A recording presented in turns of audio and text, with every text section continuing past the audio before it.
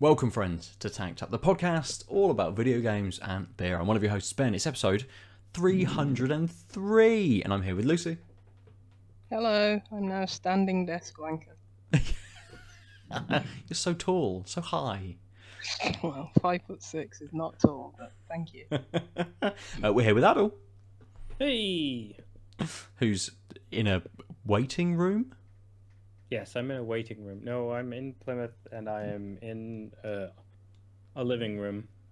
But just to make sure, I'm just sitting beside a router, so I'm not exactly planned for, exciting background. Just be on top of it, just to make sure that we've got the internet. It's And we, actually in my butt. yummy. And we're joined this week by special guest Tom Mayer. Hey, man, how you doing? All good. Thanks for having me again. No, good man, good. It's good to get you back on. Let's kick into some beers as we always do. Tom, as I guess, why don't you kick us off? What are you going to be drinking this evening? So I have Crunch by Hamilton, but the alcohol-free version. Okay. Ooh. Ah, Yeah, I spotted it the other day and I was like, okay, interesting. See what that tastes like. So far, so good. I cracked it open already. Oh yeah, sorry. I don't blame you. That's I messing think it's got around. to be like drinking water, right? So That's You're fair. on beer 5 of 6 of a 6-pack, right? yeah. One of those that you just nail all afternoon. Just keep going and going and going. Lucy. Wanted to seem sensible. Yeah, fair. Lucy, what are you drinking? Not quite going as low as alcohol-free, but I am starting with something low because my stomach was not the greatest over the weekend. I think I had norovirus, which I think kicked in when we last recorded. So when I was you've had that drinking. weird week. Yeah. Yes. But all good now. But Good. I am starting with a 2.2% beer from Birmingham Brewing Company, and it is Understated Brummy. Okay. It says trio of dry hop, Centennial, Chinook, and Mosaic. Big, bold, tropical fruit flavors belie the understated Brummy's low ABV. So, table beer, I guess. Yeah. Hopefully it's going to have a lot of flavour, though. Cool. Adel, what have you got? I'm drinking another Canadian beer. This is from Collective Arts. It's not Canadian, is it? Yeah. Yeah. Wait, where's Collective Arts again? Yeah. Why am I blanking on this? I do. Yeah, where's it? Hamilton, right? I think something like that. Anyway, Canada's I not very got big, is it? distracted. It's just somewhere there. yeah, it's in Hamilton, Ontario. I just got distracted by the word Denmark, because the art was made by a Dane apparently. Okay. And it's called Jam Up the Mash. It's a dry hopped sour. It's 5.2%. And it's a looks like it's a collab with 500 Pixels, which is like what if Flickr and Instagram had a pretentious photography baby? I mean, they try and be like a social network for photographers, and I spent an afternoon on it. I was like, I don't think this is for me. But yeah, anyway, it has Fig Secret, Citra, and Mosaic in it, and the refund is returnable where applicable. Oh, fair enough. I'm going to be drinking a new brewery for me this week. Triple Point Brewing. I'm drinking Absolute, which is a Helles. It's 5.1%. Triple Point are from Sheffield, but they've got a little bit of flavour text. Big brother of our Helles lager. The same refreshing, clean Bavarian style brew, just bigger. Hops are Admiral, Mittelfrau, and Cryo Amarillo. That is pretty much everything they put on there. It's gluten-free, it's vegan. There you go. Best before is not for months. Great.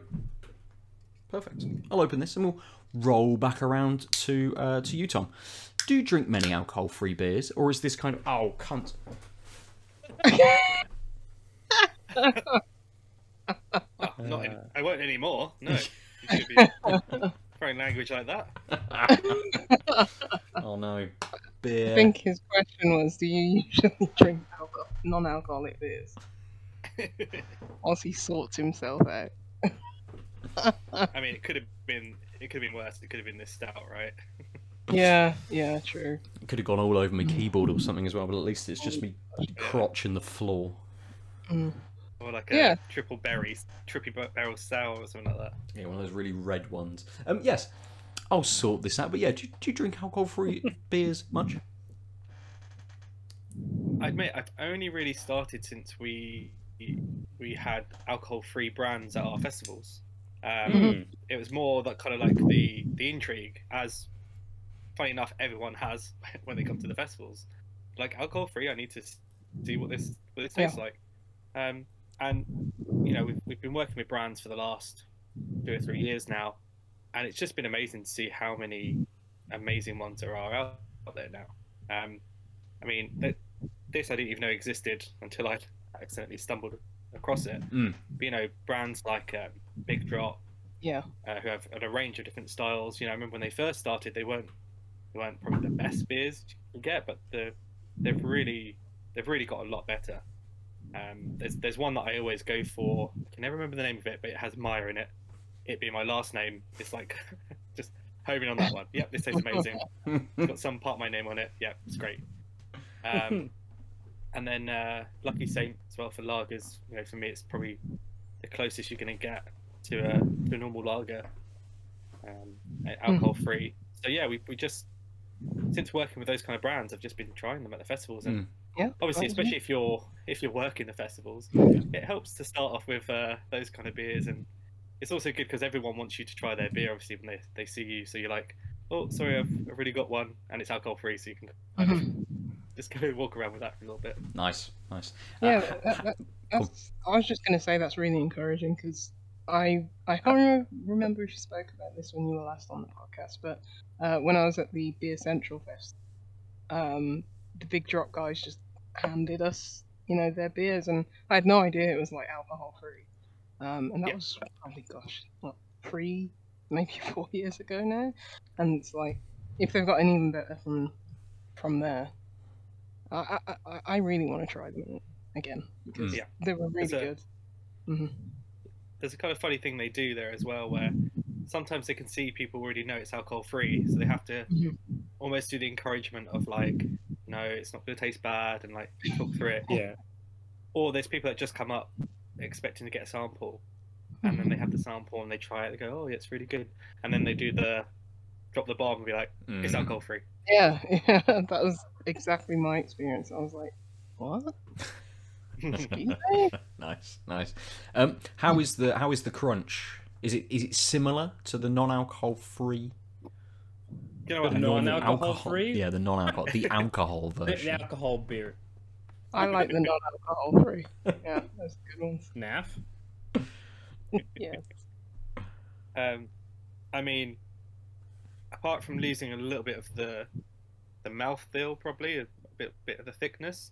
I mean, it's still got lactose in it, so it's still as crunch does. So it's still kind of it's thicker. So yeah, there's just that slight difference in carbonation as well. But I mean, it tastes exactly like the original. So it's peanut butter. You get like a really nice sweet nuttiness to it, and then like a bit of the biscuit comes through, and then also it's got kind of a sweet lactose finish. So yeah, just the mouthfeel, really, that's a little bit different. But apart from that, could quite easily, you could serve that to someone, they'd have no idea. Yeah. Well, I guess when you got a stout, it's a little easier to hide behind, I guess, like the sweetness, or rather than like just a pale ale or something that's alcohol free. Yeah, considering how high in value alcohol volume some of the stouts are, and ones that are the crazy flavors as well, marshmallows and treacle or whatever, you kind of think, well, it's only an alcohol-free version of that. It should be quite easy to hide behind those flavors. So you're still getting those flavors. Obviously, you're just not getting that massive alcohol hit. But yeah, absolutely. Still still serving a bit of a purpose. Good, good. I'm gonna have to take that one out then. Excellent. Taking a small step up, Lucy, we'll come to you. Yeah. Nice straw-coloured beer. Oh, well. Poured with a little head, but that pretty much dissipated really quickly. But yeah, it's nice. It's a nice one to sup on. You don't feel compelled to just go into it and just down it all in because even though it's a low percentage, it's still got a nice bit of flavour. Mhm. It's certainly light. I mean, there's no getting away from that. And there isn't, as much depth as you get from, like, I don't know, even something that's 5-6%. No getting away from that. But it's still a really pleasant beer. It's got a nice pininess to it. I think that and a bit of earthiness as well. It's probably it's a nice flavour. It's like fresh hay, Ooh, which matches with its straw colour. To be honest. nice. Having to drink it very gingerly because I don't want to dip my mic into it. I don't want to move my mic. Of course. But yeah, certainly light. But yeah, it's got just a tiny bit of flavour to it, which is just it lasts, it lingers, which is nice. So yeah, I really like it. I visited their tap room, their new tap room for the first time last week since they moved sites. Same industrial site that they run, but they've got a much bigger space. And yeah, it's really nice tap room, really nice space. And yeah, they had a few just low percentage ones. I think I had like a 3% pale, and that was really juicy, really fruity, really flavoursome. So getting good at low alcohol beers. I mean, they've always been that way, more inclined. They seldom do stouts, really. Like big imperial stouts. They do, 4% stouts and stuff like that. But Okay. it's always been in their wheelhouse, low percent beers, cask beers. So yeah, I'm not surprised that this is pretty decent. Good. Adel, we'll come to you for the what was it? Jam Up the mash.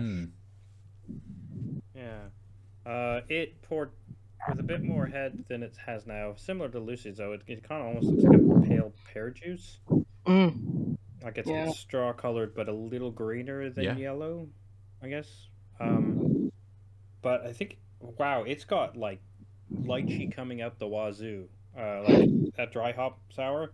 Oh, it's got this lovely tropical lychee. Honestly, smelling it, it reminds me of like I grew up having like tinned lychees as a regular thing in my household, and that the syrup that tinned fruit comes in, right? When you crack a tin of lychees, you get that hit of lychee and sweetness, and I'm getting that, except understated on the sweetness, but it's just a really lovely sort of. I feel like it should be delicate, is the word, but I don't quite think that's quite the word, because it's not. I guess it's not fragile, but it's nuanced. It's not like in your face, but all I'm getting is that lychee, I guess, is the thing. Yeah. Oh, that's me. Sorry. That'll be on the recording. It might be the only thing that gets picked up with this mic. It's lovely. Again, tropical fruits. It's tart right off the bat, and that's the thing that lingers. But right off the first touch, you're getting most like a burst of fruit. And the tart sort of, now that my palate's getting a little more used to it, it's like, again, we're getting lychee, we're getting other tropical fruits. It's tart, not sour, in the sense of like I'm not like puckering my face. We're getting this lovely tartness. It's fading just on a bit of a lag from the fruit, so it's lingering a little more, and I'm left with almost a slightly pineapple-y flavor, just because you have that hint of tart, not sour. You've got a bit of citrus, and you've got that tropical layer, and there's a bit of sweetness coming through, and also I think on the finish I'm noticing a little bit of wheatiness. That's kind of, adding a weird texture to the slightly drying out mouthfeel that it leaves with. But I'm actually surprised that the physical mouthfeel is not drying out at all. It's just that lingering tartness, and it's being, now that I'm getting used to it, it's being offset by a bit of sweetness. And like I said, which is giving pineapple vibes, which is interesting because there's not a lot of pineapple in like the smell or the main taste. And I think it's just because there's a bit of sweetness that's working with that some more acidic tartness at the end after everything's faded to sort of bring me sort of tropical, slightly sweet tart. Okay. Which is evoking pineapple. This is I want to drink more of, so I'm grabbing it, a beer, versus, oh, it's drying my mouth out, so I have to drink. Mm-hmm. And also because it has that big hit of fruit and then sours, like I said, with that slight lag, it feels very thirst quenching. It feels very much like my palate is being slaked. It's not like, it's midwinter. It might not be the right time, quote unquote, to have a beer like this, but this is excellent. I'm really enjoying it. The sips are, like I said, it's a burst of fruit, but not an explosion. Like, it's not a juice bomb. It's just like, oh, there's so much fruit flavor going on. Oh, now it's a bit sour. It's an exciting beer, I will say. Good. Nice. Yeah. I can't say the same for the Triple Point Brewing Absolute Helles. It's not an exciting beer, but it is a good beer. It's a very. Do you have any left? Sorry. Do you have any left? Yes. There's some left. It's not an exciting beer, but it's a very solid beer. It is absolutely a Helles. It's got a little bit of dankness to it. Just that it feels that it's got that kind of clean, not quite crisp sort of nature to it. It's a little heavier. It's a slight bit kind of danker, but it's very, very easy to knock back. It's just a touch of bitterness kind of towards the end. I mean, it's got maybe a little bit sort of more of an amber flavoring, colouring to it than sort of a standard sort of lager, but not a big nose, very light on the nose. And again, it didn't hit me when I kind of cracked the can as expecting this sort of slightly more dank kind of nose to it, which it doesn't have, but that does come through in the flavour. So it's very easy, nice and carbonated, pushing that sort of little bit more of a bitterness to it, which creeps in and then sits sort of towards the end. But it's very, very easy. It's again, it's only a 5-ish %, 5.1%. It's one where this is an absolute afternoon kind of like banger. You'd sit there and just nail a few of these, and we go from talking about nailing alcohol-free beers to just sitting there for an afternoon with sort of 4 or 5% Helles, and this would sit very, very well for just for a whole afternoon's sort of session. You could just roll off of this and not worry about kind of drinking anything else. So it reminds me a little bit, although it's a more of a Pilsner, it reminds me a little bit of the I can't remember what it's called, the Reichenbachen, whatever, the one that they do in Aldi, the Pilsner that they do in Aldi, which I absolutely love in the summer. Perfect summer beer. It's very, very similar. It just has that bit more of a depth to it, bit more of a bitterness to it, a little bit more of a dankness to it than that. But it's close. It's very close. Nice. Rheinbacher. Yeah. Rheinbacher, yes. God, I haven't had one of those for ages. Probably because it's just drink it in the summer more than anything else. £2.50 for a 4-pack, can't go wrong. Let's move on and enjoy these beers and start talking about video games. Tom, you've joined us this week. We've got you on to have a little chat about your latest project, but we're going to feature that in the next episode. But to sort of intro it and to get into sort of the conversation, you've launched a kind of a video game podcast. where you sit down with someone and have a little chat about 3 games and 3 beers that they kind of want to talk about. And we'll delve more into it a little bit later. But to kick us off, what have you been playing? And as part of this, has the podcast and these conversations that you've been having influenced what you've been playing? Oh, 100%. I mean, what's been so great about the podcast is just listening to people talk with such passion about these games they love. Like, how can you not then want to go and try and find those games to play? So, these conversations I had with people started last year.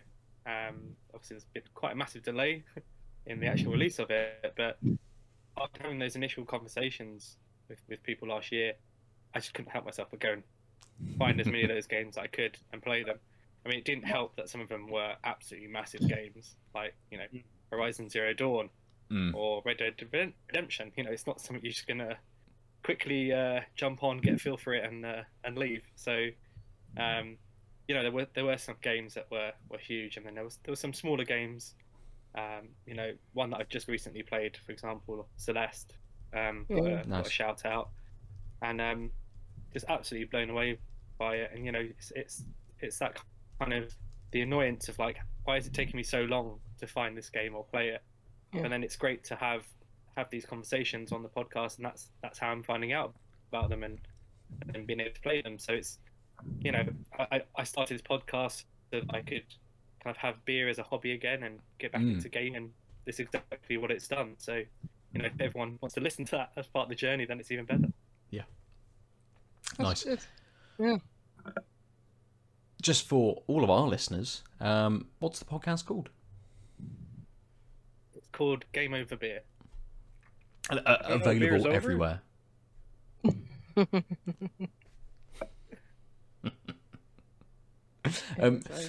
Sorry. I assume it's available everywhere that you can get podcasts. Oh, sorry. Yeah, available everywhere. Seems most popular on Spotify at the moment, but anyone at Apple wants to jump on and listen as well. But yeah, it's I mentioned before, it's the weirdest thing is having to stop yourself trying to look at how many people are listening, and how many countries as well. Just like, I don't know anyone in Brazil, I don't know anyone in Japan. So yeah, it's been really fun Nice. to see people listening to it, and some of the lovely comments as well. Good.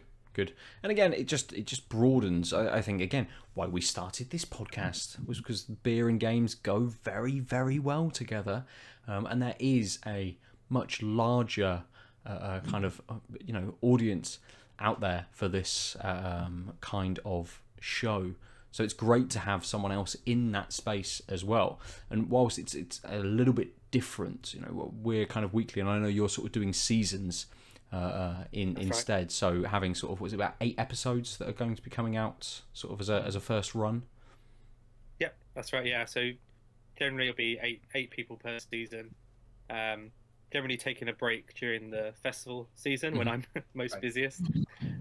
So it just seemed to work out better to do a season just to fit around, my busy schedule as it is. And we've mentioned in the last one, I've got a now 2.5-year-old daughter, so to try and commit to weekly, like, hands up to you guys who do it. I know I would not have the time to do that. So yeah, 8 for the first season, and then we'll see. Season 2 might be bigger, but generally sticking to that for now. Yeah. Good.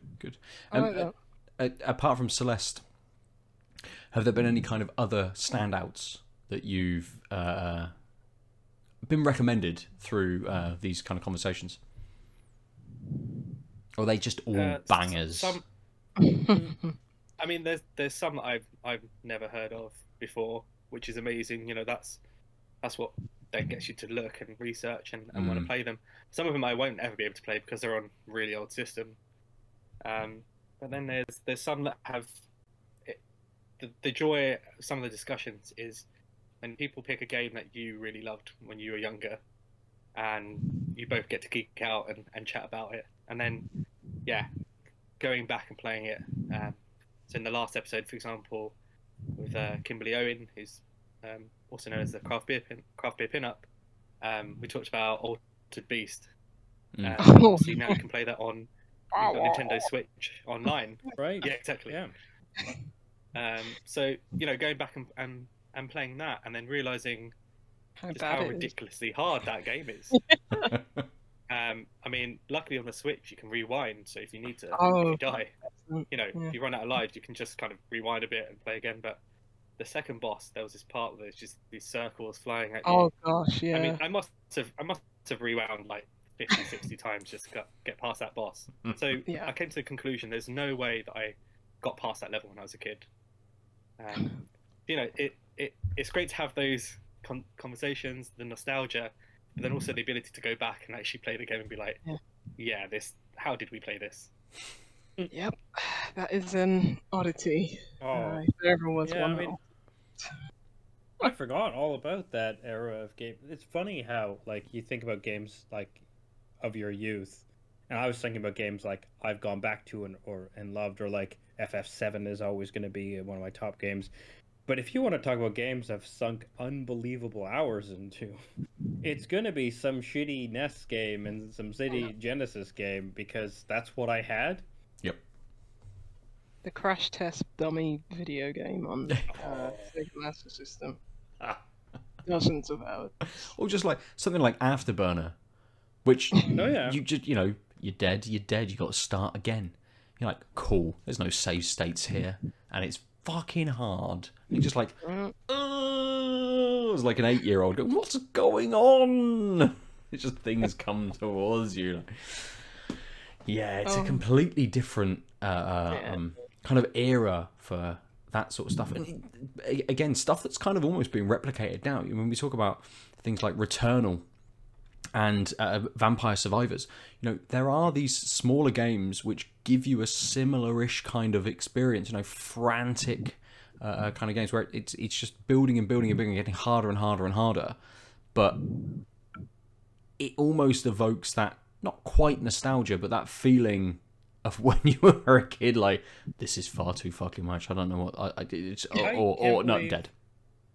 I can't believe I've never thought about how roguelikes are really just millennials who grew up with shit games they had to get good at by just bashing their heads at. Like, the whole genre is just like, yeah, at one point someone beat Battletoads, except to make it a reasonable game, the get good is part of the mechanics. Yeah. Like, I'll make it progressively easier by giving you skills, which are, in the back of the day, was memorize this exact pattern, and now it's, you hit it slightly harder.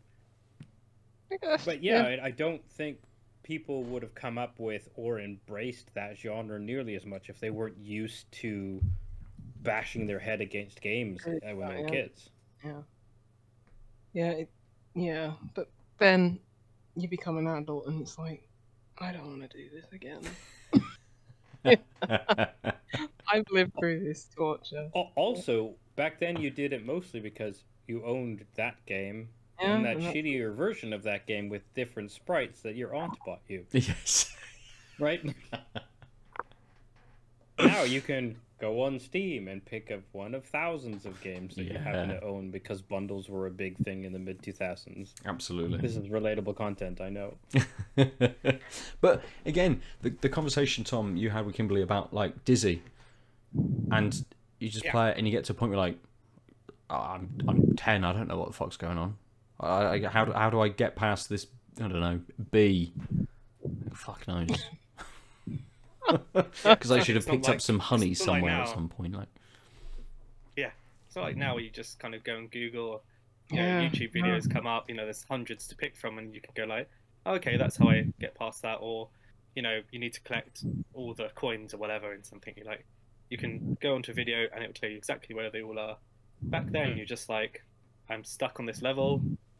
If a friend can't come round and help, I think Kimberly mentioned, wishing that Game Masters was, that game would go on there so you could see how you get past the level or something like that. But, that there's no other way you'd find out. I mean, I know some of them had hotlines to phone up, didn't they? And I think obviously Nintendo had a massive thing about that. It's just like, it's just crazy now to think that.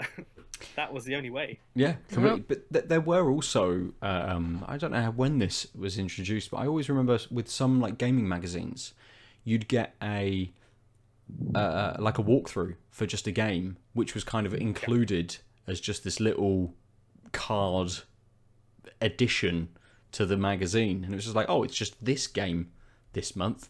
I don't have that game, so this bit's absolutely meaningless to me. Chuck it away. And then 3 months later, you're like, I've now got this game, and it's very, very hard. Where is that thing that I threw away 3 months ago? Also, just the idea that they could survive, and like people did subscribe to these. Like, you bought the 12 issues, and you'd be lucky if one of them was a game you bumped into. But how was that possibly a smart business model? And yet, information was so shit when we were young. Oh God, I feel so old. Back, I grew up. I started playing video games before the internet, and we had to walk uphill both ways to the Game Informer factory to look in the garbage for the back issues to find out the Battletoads is just a shit game. I like this character. Yeah, character. Almost as good as Barry White. Yeah, it was a different time. I do, miss those times sometimes. Just when you don't have to go on like a social media blackout to be able to enjoy a game and not get spoiled on it, and figure things out for yourself. And I think that's, sometimes a blessing and a curse, like when we get like early review copies of things, when it's like, oh, okay, I don't want to go back to the developer and ask for help, because that's, I have humility, I have shame, and yeah, you just like, okay, I need to figure this out, and, unless it's a bug, and then when you actually do figure it out, it's like, yeah, it's like this is what it used to be like, you used to just bash your head against something until you figured out the answer. And I think that's why I love like point and click games, and like how, go back to them or play new ones and try and, not look up solutions or anything like that. It's just so satisfying when you learn to put the, gerbil in the microwave or whatever stupid solution. I do remember an email when we got a code for a game. I can't remember which game it was, but one of the parts of the email basically said, if you get stuck, give us a shout. They clearly knew that it was just pretty difficult, and that everyone would just be like, I've got no idea, how do I do this? And 0 walkthroughs available for anyone reviewing it with an early code to go to. The people I have massive respect for are the people who played The Witness and completed The Witness before. Jeez. Before that game was out, and I was like, I probably would have gone literally insane.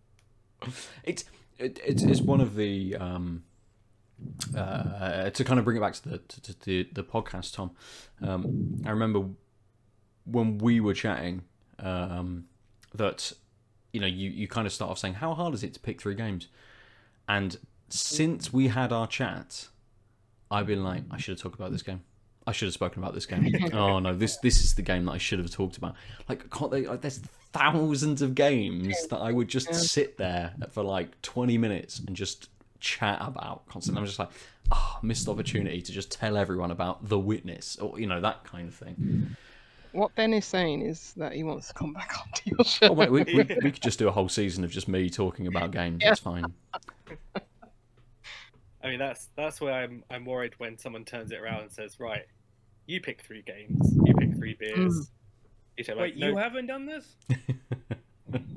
I assume that was the Patreon bonus episode. Yeah, that's it. We'll organise it. We'll organise it, and we'll flip it the other way. Have a few people on and grill you. You've got to pick, and that's it. You've got 8 episodes. You've got to pick 8 games and 8 beers, and just do like a little 15-minute segment with each person on all of those. Easy to pick 8 games. Yeah. That's massive. That's loads of games to talk about. Nice. We will move on because I know we've got lots of sort of bits to talk about this evening. Adol, you're shaking your head. You've got loads to talk about. Well, you look like you were. Maybe you weren't. Maybe I'm just covered in beer and I don't know what's going on anymore. Adol, tell us about the game that you want to chat about. Sure. So last couple of weeks, you guys had talked about Vampire Survivor, and it reminded me of the way people talked about Loop Hero last year. And I played both. I won't bother people with more Vampire Survivor talk, except to say, yes, this is fun. The reason why I thought about it was because when you first talk about both games, they sound like idle games, but they're idle games that you have to pay attention to. Like Vampire Survivor, it seems like an iteration on that, because you literally you're idle in the sense of you don't have to do much except move your character. Are idle. And in Loop Hero, you don't do the fighting. Your guy just walks around the randomly generated path and bumps into monsters and auto fights them. But then the monsters drop things like loot for you to like upgrade, but also tiles that you can upgrade the map with. And after a certain amount of tiles placed, basically your loop starts at a campfire, and you get like a hit of health every time you loop, and you level up, and all the monsters level up. Right. And then once you've put enough tiles on the board, the boss appears on the campfire. And you can kind of control that base once you realize you've played it enough that, oh, right, so now I'm ready to fight the boss, or I want to loop a couple more times. Everything scales, but maybe I know I'll probably gain more health because I'm now at a position where my battles are netting me health. I don't want to fight the boss until I get a buffer or whatever. But that's it. And then you have a base camp that you roguelite upgrade to get more stuff. But it's the same. It's the same sort of.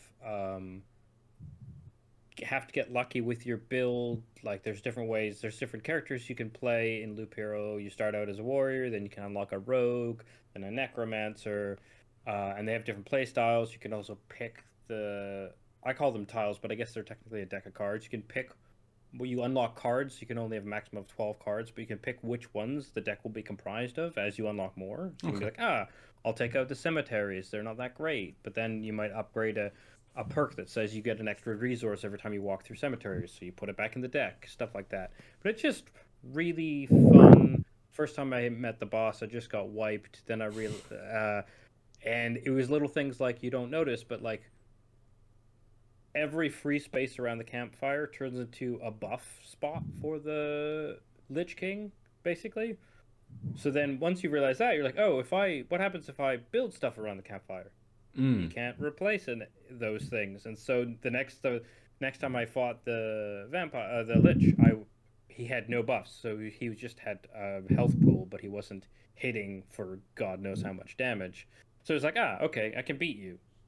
So then it's like, okay, so before I lay tile, like the last few tiles I lay, have to at least make sure I'm not giving him some space, and also learning that like usually, because you can get things that like health regen over time, you have to plan out, like actually spacing out the tiles that generate monsters is probably a better strat, at least in the early game, because if you put them too close together, you do too many fights in tandem, and then you won't, even if there's nothing for the rest of the map, you're just not generating that much health. Stuff like that. So it's a fun little, like if you like Vampire Survivor, it's a different way of scratching a similar itch of like sort of simple gameplay, but the whole point is how you approach your inevitable repetitions. In this case, it's not about the navigating, it's everything but the navigating. The navigating, like in the Vampire Survivor, you just move and you pick which weapons you get, and all you have to do is not move into the space where an enemy hits you, right? In this, it's like, well, the moving is all on autopilot. Right. And what you're doing is you're picking how the world will get worse. So it'd be like if you picked what kind of enemies spawned in Vampire Survivor. So like in Vampire Survivor, if you have like garlic, it makes an aura, and basically bats are so low level that even without upgrading garlic, they'll just die. So you can just run full tilt at the bats and they'll all die, right? It would be the idea of being able to choose to spawn a lot more bats continuously. That's what sort of Loop Hero's idea is, right? Yeah, I want to get to it because it was free on Epic Games Store, wasn't it? Which I assume is where you're playing it, or Or you might have Right? already bought a deal. Did you get? Are Oh you no, I playing? bought it a while ago. Let's Well, at say least you. about a At year least you're ago when it was in the actually zeitgeist, playing. Yeah. and it's taken a year to get there, and now it's free everywhere. It was You one know, of the those, Yeah. usual. one of Yeah. those games that was kind of included in like Game of the Year discussions as well with some outlets. Is it that kind of compelling? I would say last year had a slow start. Hmm. I mean, a couple of my top 10 games, episode 297 for those who keeping track. Might not have been 297. But were from early in the year. Like we had like a really great. So there was like a handful of really interesting, cool, especially in the indie space games. Hmm. And then by the end of the year, I think the Double and AAA caught up, which is why some like I think Loop Hero was really talked about and a lot of people were playing it, but it was very much one of those like spiky Animal Crossing like, oh, this is the Zeitgeist game. We're all going to talk about this, but then I don't know how many people were playing it by the end. So I think that's why I didn't make lists, even if it was made. People might have liked it more just because it's easy to lose track of games currently.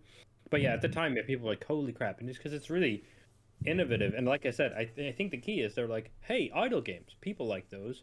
What if we made it more interesting so you had to keep playing it? Yeah. Right, because it definitely like so one of the things is what's nice about it is like you could pick different states it'll auto pause in. So one thing I didn't know is that every time you hit the campfire, you can leave with all your resources.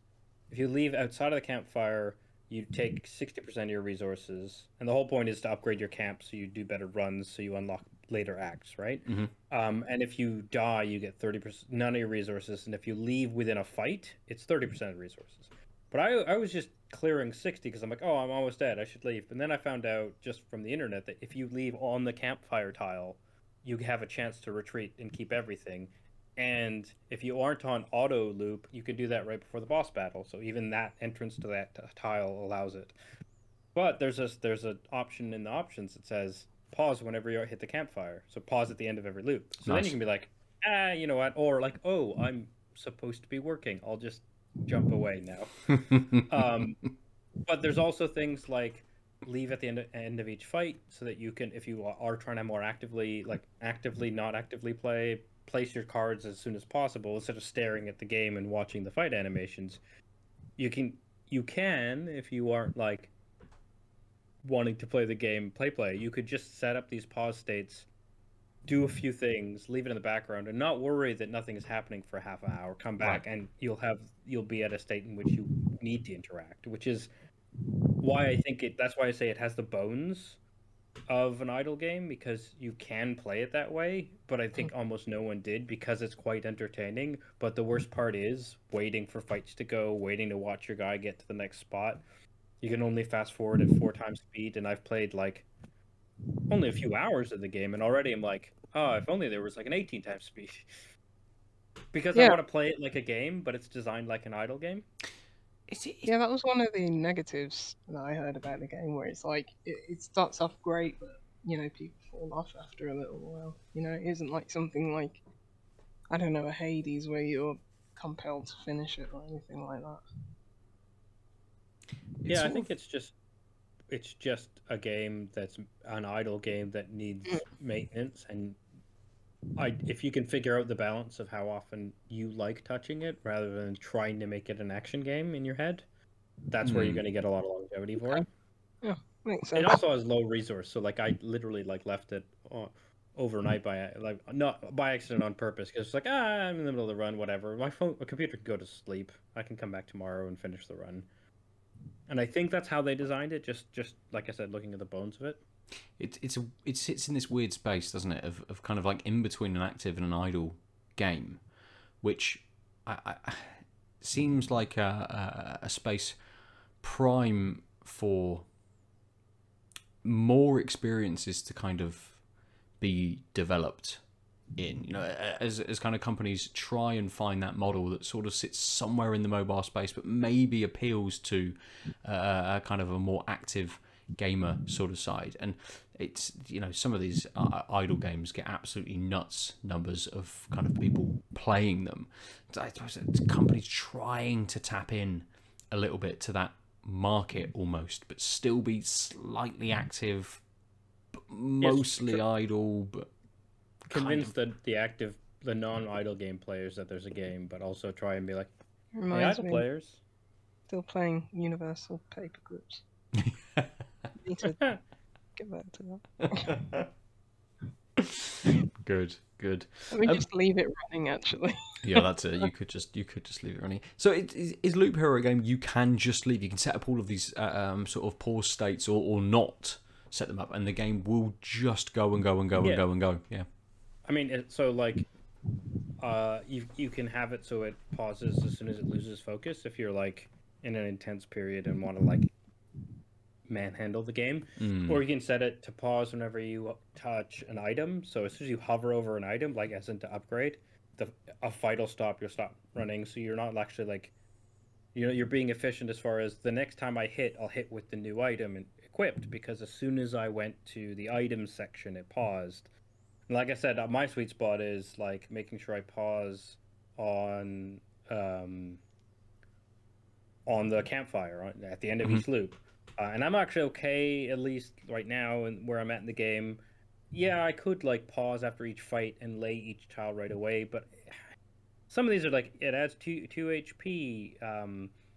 It's not going to really affect things too much. Like, sure, I get 4 tiles and ideally, or cards, and I might want to lay them out if I want to be efficient. But right now, like, I don't care if I'm a little late. So I'm fine with sort of letting the game run through, at least in the part when I'm on a loop where I'm not struggling against the enemies, just like alt-tabbing away, letting it finish the loop, and then find out what I got out of it. Yeah. And if I'm on a loop where it's more intense, I can always just hit options, hit a flag, pause after every battle, and then still alt-tab away. I'm just not going to come back to an end of a loop. I'm going to come back to the end of a battle. Yeah. That's why I think like the mindset of I'm not trying to play this efficiently time-wise is probably the best way to approach this type of game, because then you're just like, oh, I've got a moment, let me just poke at the game for a bit and leave and not worry about like when is in real time am I going to be finished this run, because it could be a couple days if I get busy / focus on work, and that should be okay. And I think that's what I'm finding I'm enjoying it as, although again I'm also not working as much because I'm paying too much attention to the idle game, so grain of salt.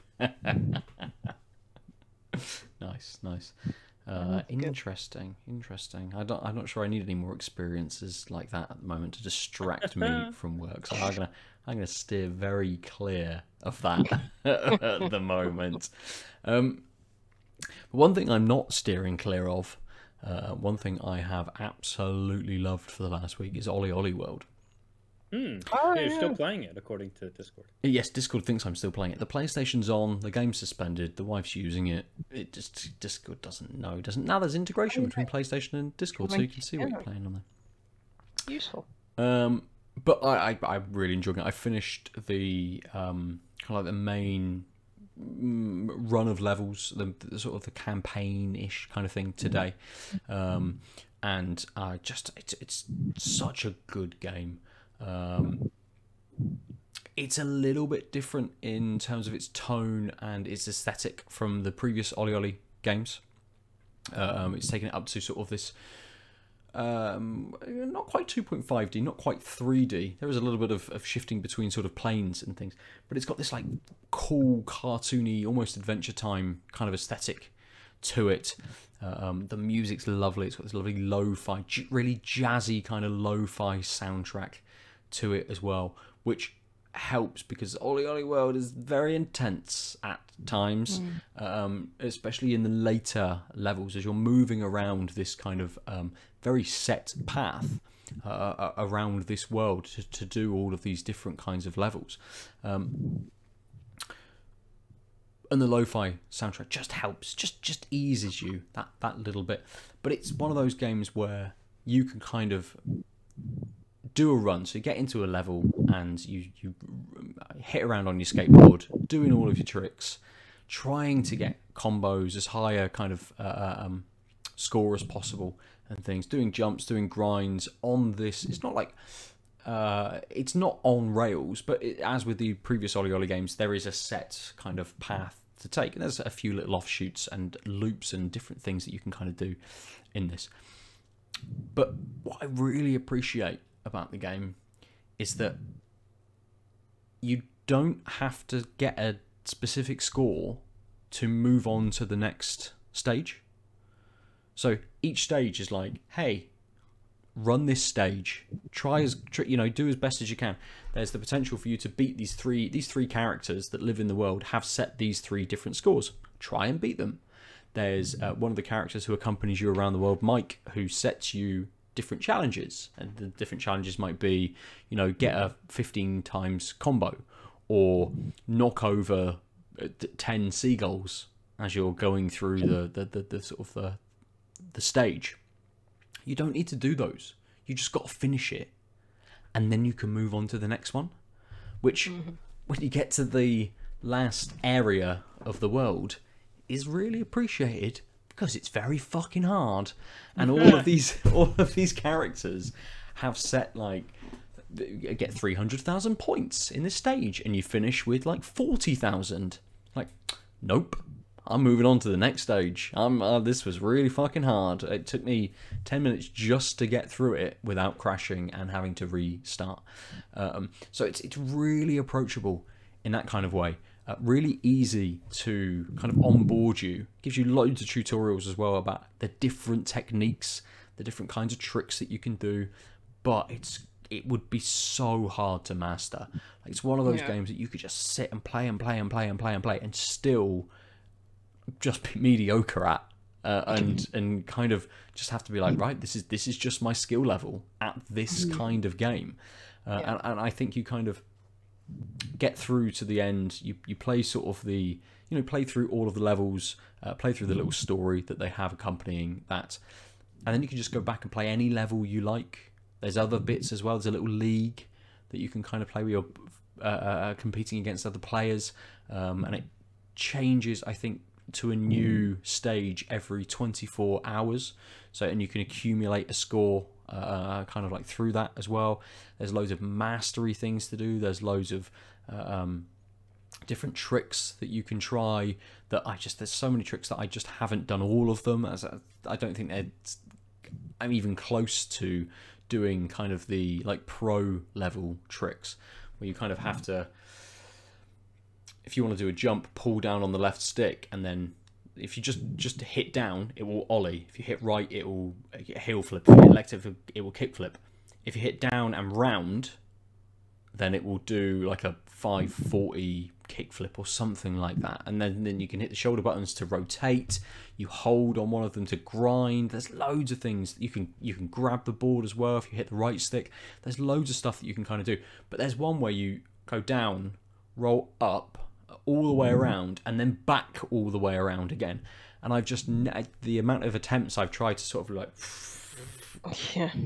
but the jump's not big enough for me to get there, and I just go plomp and smash into the ground as I'm sort of trying to do things, or hold a grab for just that little bit too long, and the character just like ragdolls onto the ground, kind of in front. I'm like, this is good.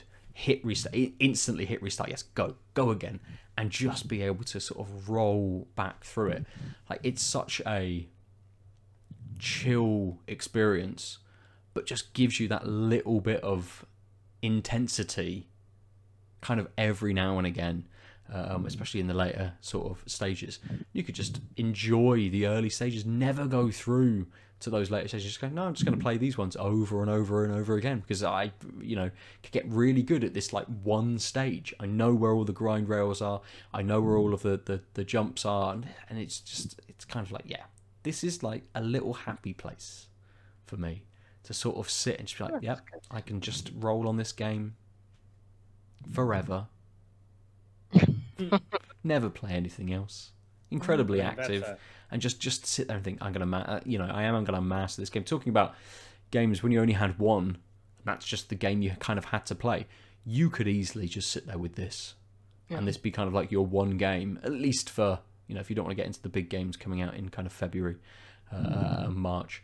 This could easily be a game that you just sit with for a couple of months, just get really good at. Or not even get good at it, just enjoy it for kind of however high your skill can kind of take you. Yeah, Um, I couldn't get into Ollie games because my affliction where I can't think of any other control system other than Tony Hawk.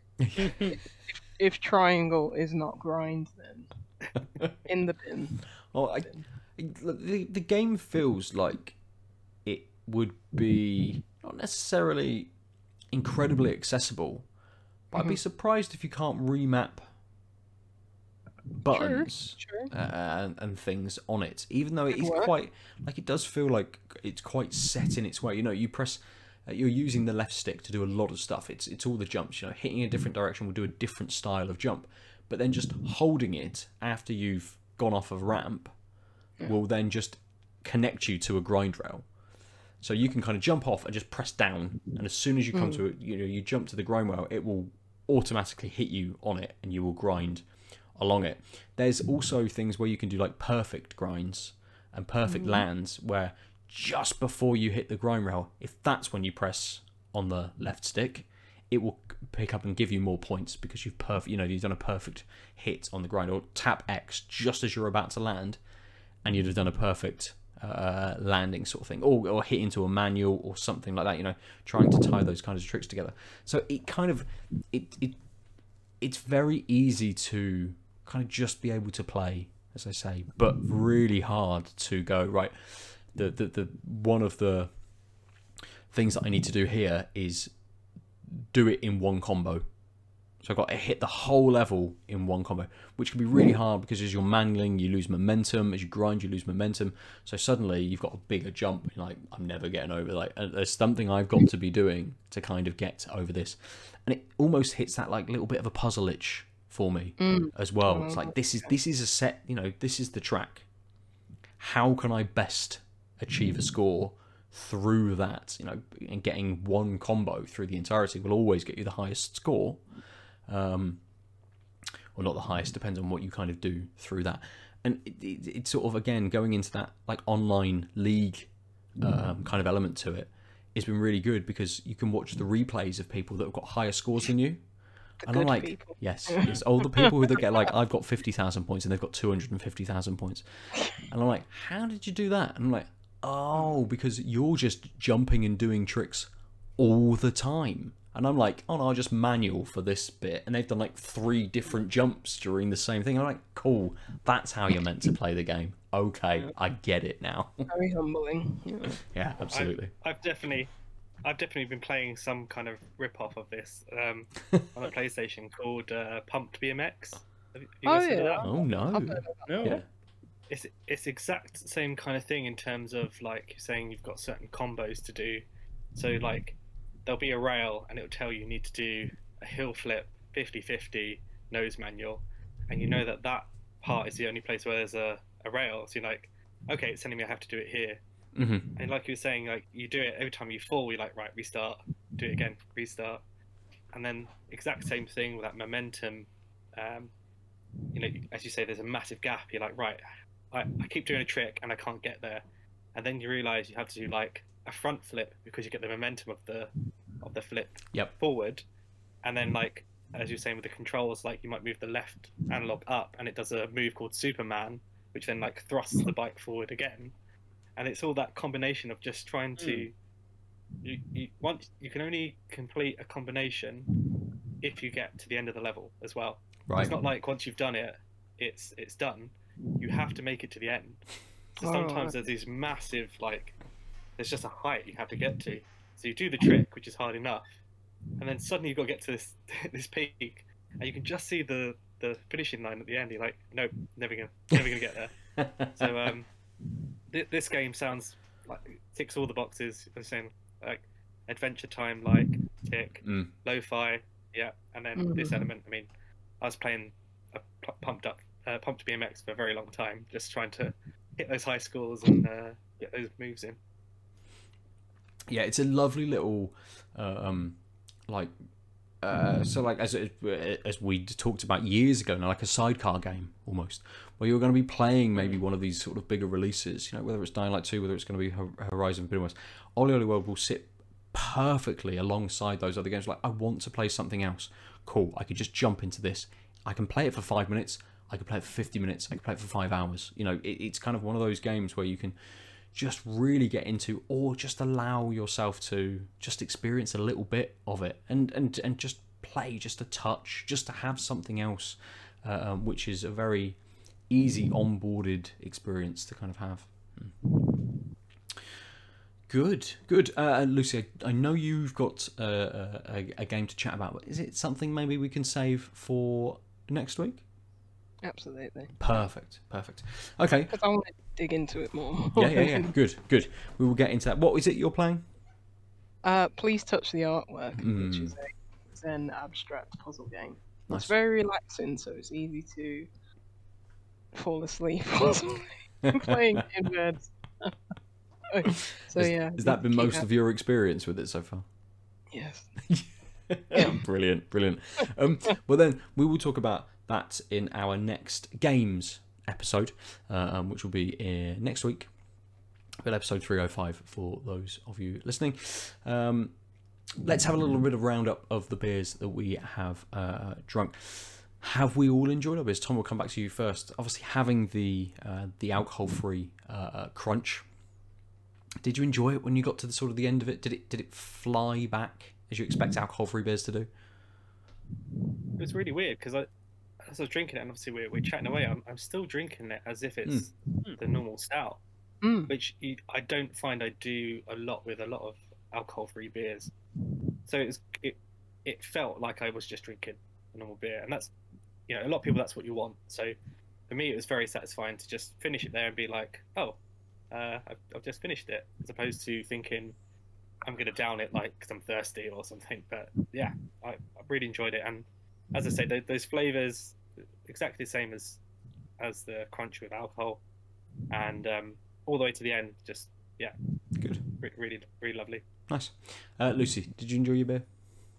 Yeah, I finished it a while ago, probably because, 330ml can, but still that nice, like, nutty, like, hay-like flavour just sitting on my palate still, and it's just, it was really nice, really refreshing. Good. I really enjoyed it. I think I've got another one downstairs, so that'll be good to sip on. Good.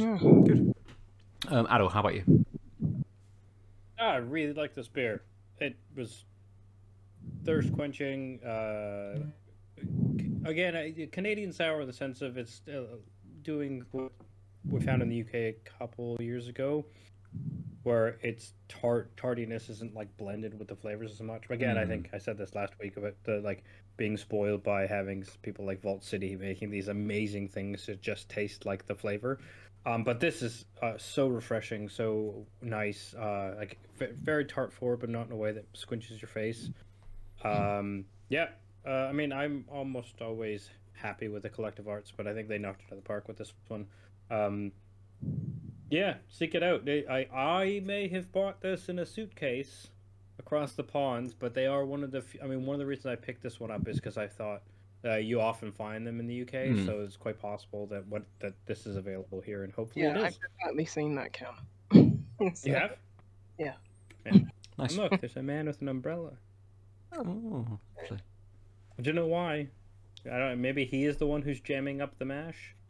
Potentially, with his umbrella, maybe. Yeah. For me, I enjoyed this Triple Point Brewing. Absolute Hellers. It is more of a kind of like kick back in the sun afternoon sort of beer. Very, very easy to drink. I absolutely smashed it back, even though I got a little bit kind of down me. It went back really, really quickly. Nice level of bitterness, nice level of dankness to it. Just a really easy beer to drink.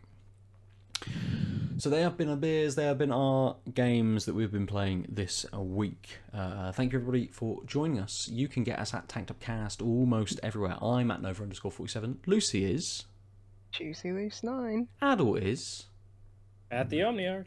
And Tom, if people want to get you, how do they do that? They can get me at Game Over Beer. Perfect. And searching for Game Over Beer on their podcast service of choice as well to find a couple of episodes up now. So that's been our first episode for this week. We'll catch you all very soon. Bye. Ciao. Bye. Bye bye. www.outoflives.net.